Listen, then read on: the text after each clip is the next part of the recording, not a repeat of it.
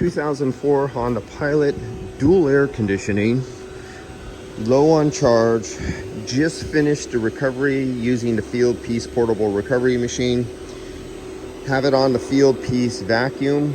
About to charge it up using the Field Piece manifolds, and it'll do all the data logging using the Field Piece probes. You have the temperature and humidity probes, you have the pipe clamp temperature probes, and you have the pressure transducers.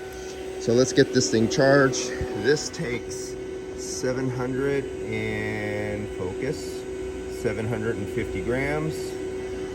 All right, so let's kill the vacuum and shut it off. Vacuum is shut off. Let's start our gauges timed out because of the battery saving mode after 15 minutes. Our low side is off. The engine is off.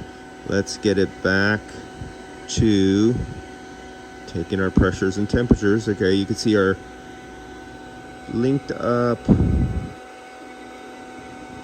here. Yep, let's link.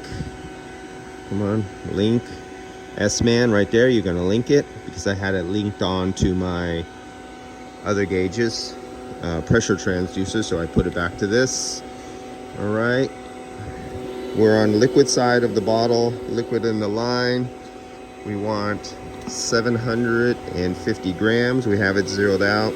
Make sure the Bluetooth scale always reads and always zeroes out afterwards if it will focus. And let's charge it up. 1, 2, 3, go. And we're gonna read 750 grams. How long does it take to get in there? Usually takes under 60 to 30 seconds to fill a system up without ever starting the engine. And we're approaching that right now. And let's start tapering it down. Close, but no prize. There we go. I'll stop right there. That's it. Okay, I'm gonna start this off. We are gonna data log, and you're gonna see it start to kick in right here pretty soon. There it goes. You can see the blue line and the red line. That's the high side and low side pressure.